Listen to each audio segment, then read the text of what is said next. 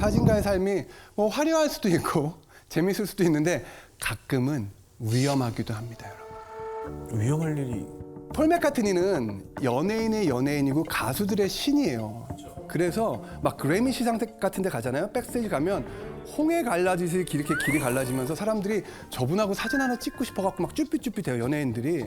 근데 그 룰이 사실 폴경의 포토그래퍼인 저가 아니면 사진을 못 찍게요, 바디가드들이. 사진 막 이상한 사진들 돌아다니니까. 근데 그게 안 통하는 곳이 있더라고요.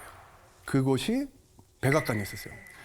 2010년도에 폴 맥카트니가 미국 백악관에 초청이 됐는데 그 이유가 뭐냐면 미국에서 해마다 문화인에게 그 음악 문화인에게 주는 상이 있어요. 걸신 어워드라는 상이 있는데 그 상을 오바마 대통령이 수여를 하기로 했고 그 백악관에 있는 웨스트윙 거기서 폴 맥카트니에게 그 미국의 유명 가수들이 그의 음악으로 헌정을 하는 그런 큰 이벤트를 하게 된 거예요.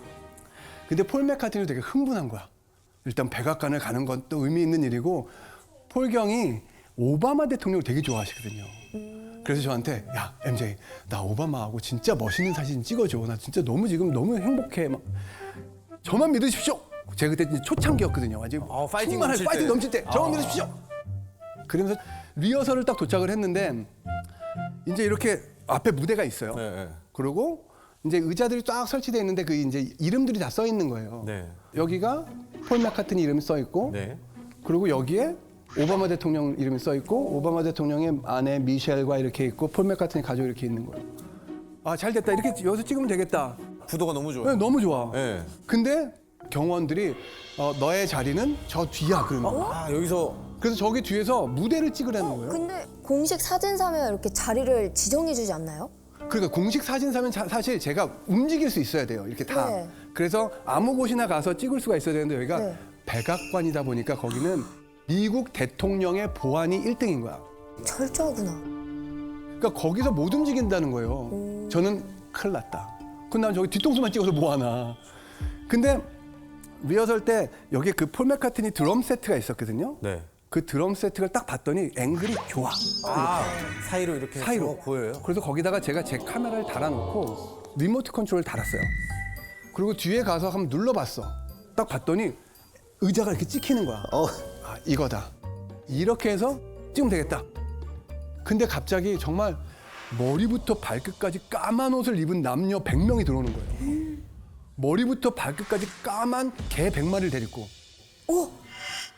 그 미국 대통령 특수경호원단인 거예요. 그러면서 이 방을 다 비우라는 거예요. 그러니까 그게 대통령이 나타나기 이제 1시간 전에 하는 시큐리티 스윕이래요, 그게. 그리고 나는 나가면서 큰일 났다. 이거 나 몰카범으로 이제 미국 교도소 가는구나. 폴경이 나 사식은 넣어줄까. 막 어떡하지 진짜 막 가슴이 진짜 쿵쾅쿵쾅. 나 내일 그 한국 신문에 막 대서 특필 나는 거 아니야 막. 그런데 한 10분 있다가 다 들어오세요 해서 딱 들어와서 봤더니 카메라가 그대로 있는 거예요. 그러니까 그들이 이게 그냥 우리 공연 장비 중에 하나인 줄 알고 그냥 놔둔 거예요. 그래갖고 저기서 공연 동안 리모트 컨트롤 막 눌러서 나온 게 짜잔.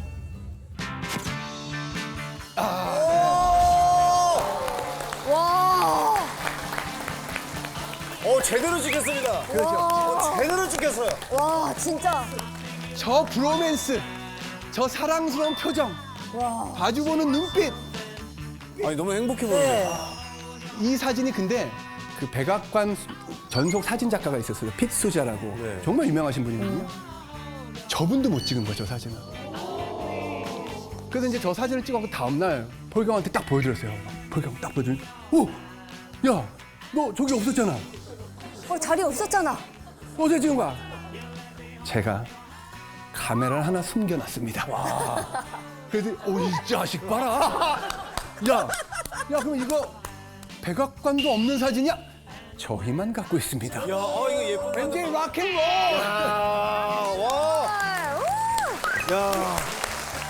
와, 진짜 대단하시다. 그래서 제가 폴경에게 얘는 뭐 하나 시키면 끝까지 감옥에 가더라도 그 전까지라도 하는구나라는 그런 어떤 좋은 그런 그 임프레션을 드리게 된 그런 사진이었는데 폴경과의 인연이 2008년도에 처음 시작이 됐어요. 그리고 437개의 도시 중에 저는 서울만 기억합니다.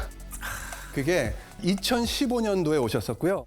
서울 종합경기장에서 제가 어렸을 때 그 굴렁쇠 굴리면서 그 올림픽 했던 그 TV에서만 봤던 곳에 제가 폴경을 모시고 들어가서 폴경 이렇게 태극기를 휘날리는 사진을 찍었는데 그때 너무 감동적이었었고 그래서 지금까지 계속 그분의 사진을 매 도시를 다니면서 찍고 있죠.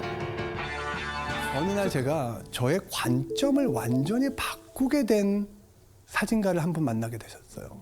그분이 누구냐면 영국 출신의 돈 맥컬린 경, 저분도 이제 경 자기를 다셨는데 저분이 영국의 전설적인 종군 사진 기자세요. 아, 전쟁. 전쟁터에 있는 참상들을 찍어서 그걸 세상에 알리기 시작을 한 분이고 그때 제가 돈 맥컬린의 이 사진을 보게 된 거예요. 저 옆에 사진은 콜레라가 창궐해서 많은 사람들이 죽임을 당한 방글라데시의 사진이고 그 옆에는 또 아프리카에 있는 기아에 관련된 사진이고 너무 마음이 아프다. 저런 사진들을 보면서 제가 이 세상은 나만 살아가는 것이 아니구나. 동시대에 누군가는 기아, 전쟁, 난민 여러 가지 이유로 많이 고통을 당하는구나라는 걸 깨닫게 되면서 저도 종군 기자가 한번 돼보고 싶었었어요. 근데 종군 기자가 아무나 되는 게 아니더라고요. 그 뉴스 기자 중에서도 베스트의 베스트가 거길 갈 수가 있는 거더라고요. 그런데 그게 막 열심히 노력을 하다가 그게 안 돼서 제가 컴패션이라는 봉사단체를 만나게 돼서 그 컴패션을 통해서 가난한 나라에 있는 아이들의 사진을 찍어서 그 아이들이 후원을 받을 수 있게끔 사진을 찍어서 알려드리는 역할을 하게 되거든요. 그래서 제가 이제 엘살바도르라는 곳에 이제 그렇게 사진 봉사를 갔는데 그곳에 저희가 이제 헌 옷들을 좀 한국에서 갖고 갔어요. 그 이제 옷들을 이렇게 나눠주는데 어떤 꼬마의 하나가 되게 오래된 그런 잠바를 하나 얻은 거예요. 귀여워. 그래서 그거를 너무나 저렇게 환한 표정으로 득템 이런 득템도 없는 거야.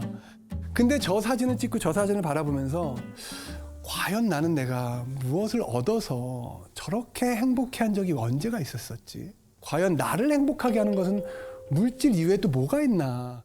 꼬마 아이들이 막 신발도 없이 철근이 막 이렇게 나온 곳에서 막 해맑게 웃고 막 자기들끼리 하하호하고 있는 이런 사진을 보면서 이 사진을 찍으면서 그게 밸런스가 잡히는 거예요. 물론 무엇이 옳고 그름은 아닌 것이고 좋고 나쁨이 아닌 것이고 이런 삶도 있고 저런 삶도 있는데 어려운 가운데 있는 사람들을 우리가 조금만 관심을 두면 도와줄 수 있는 부분이 되게 많구나라는 것을 깨닫게 되는 거죠. 그러면서 내 삶에 만족하고 기뻐하려는 노력을 하게 되고 근데 왜냐하면 그때 네팔을 가게 됐어요. 네팔과 방글라데시와 네팔을 거기는 화장을 해서 강에다가 이제 재를 뿌리는 것이 그 힌두교의 문화인데 화장을 저렇게 그 강 옆에서 그냥 오픈된 장소에서 해요. 부자건 가난한 사람이건. 그리고 1시간 반 동안 제가 앉아서 그 사진을 찍으면서 그 모습을 지켜보는데 와, 1시간 반이면 저렇게 타서 재만 없어질 우리 몸뚱아리를 위해서 난 너무나 많은 것들을 소비하고 있지 않은가. 그런 아주 깊은 삶에 대한 성찰을 하게 된 아주 저에게는 의미가 깊은 그 나라가 네팔이었습니다. 그때부터 저는 여러 나라를 다니면서 내가 왜 그럼 이런 것들을 다니고 있고 나는 그럼 왜 이런 사진을 찍고 있을까라는 생각을 했는데 결국은 그게 제가 하고 싶은 이야기들이 있더라고요. 그래서 이번에 한국에 들어왔을 때 몇 년 전에 저한테 민이라는 업체에서 저한테 프로젝트 제안을 해요. 어떤 내용이냐면 그때 이제 을지로가 재개발되면서 을지로에 있는 그 공장 사람들이 막 이제 이렇게 밖으로 나가야 될 때였었거든요. 근데 그게 너무 아쉬우니까 을지로에 있는 장인들을 저한테 포트레이트로 좀 사진을 찍어달라는 의뢰를 제가 받았어요. 근데 그때 제 생각은 뭐였냐면 지금 그쪽에 다 막 을지로에서 지금 쫓겨나시는데 그분들한테 뭐 문 뚫고 가서 안녕하세요. 저 되게 유명한 저 왜 해외에서 유명한 사진 작가인데요. 제가 사진 한 장 찍어드릴게요. 누가 좋아하겠냐. 그래서 만약에 이 프로젝트를 내가 한다면 6개월 동안 을지로에서 내가 살겠다. 그러면서 첫 3개월에서 4개월은 사진을 안 찍고 이분들과 술을 마시고 밥을 먹으면서 친해지고 그러고 나면 5개월째부터 사진을 찍겠는데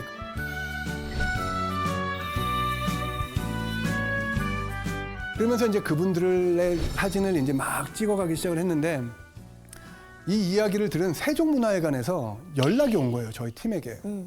아, 당신들이 이렇게 멋진 의미 있는 프로젝트를 한다고 얘기를 들었다. 당신들의 전시를 세종문화회관에서 하면 어떻겠냐라는 제안이 들어왔어요.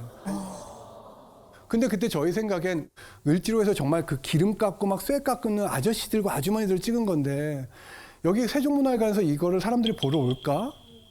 근데 저한테 들었던 생각은 뭐냐면 사람들이 많이 안 오더라도 평생 자기의 가족을 위해서 그리고 그 국가의 경제를 위해서 이 한 곳에서 일하신 분들의 초상을 멋지게 찍어서 세종문화회관이라는 멋진 정말 의미 있는 곳에 걸어놓으면 그분들의 가족이라도 와서 보면 아, 우리 아빠가 우리 엄마가 그래도 하신 일이 누군가는 이렇게 알아주는구나. 그럼 그 의미로라도 우리 세종문화회관에서 합시다 해서 전시를 오픈을 했는데 웬걸 매일 매진인 거예요. 매일 매진. 근데 다 20, 30대 친구들이 온 거예요. 20, 30대 친구들이 와갖고 사진을 보면서 우는 거예요. 저 아저씨들, 아줌마들 이렇게 그냥 서 있는 사진을 보면서. 근데 그들 이야기가 이런 거예요. 우리 엄마 같은 사람이, 우리 아빠 같은 사람이 막 목장갑 끼고 자기 그냥 일터에서 이렇게 묵묵하게 있는 모습을 보니까 사람들이 마음이 움직이기 시작을 한 거예요. 그러면서 눈물이 나기 시작을 하는 거예요. 그러면서 을지로 장인들의 전시를 아주 멋지게 잘 했어요. 그런 인연들이 계속 이렇게 쌓여나가는 것, 그런 것들처럼 사진은 저에게 아주 좋은 선물이라고 생각을 합니다. 그래서 그때부터 계속 내가 느껴지는 것이 아, 일반 사람들과 만나서 이 사람들의 마음을 만져주는 사진이 참 좋은 사진이구나. 그게 정말 의미 있는 포트레이트란 거구나라는 걸 느껴지면서 작년 12월 달에 제가 어떻게 하면 사진가로서 대한민국을 조금 행복하게 할 수 있을까를 고민을 하다가 프로젝트를 하나 시작을 했어요. 제목이 나, 너, 우리, 그리고 대한민국. 그래서 내가 이 한 사람 한 사람을 조금 더 행복하게 하면 대한민국이 좀 행복해지지 않을까라는 생각에 제가 인스타그램에다가 홍보 그 글을 띄웠어요. 여러분, 아무나 상관없습니다. 대한민국에 살고 있는 사람이면 대한민국 국적이어도 되고 아니어도 되고 아무나 상관없습니다. 당신의 사연을 보내주세요. 그러면 제가 당신을 저희 스튜디오에 모셔서 당신의 얼굴을 사진을 찍어서 그거를 내년에 세종문화회관에서 전시를 하겠습니다. 했더니 사연이 막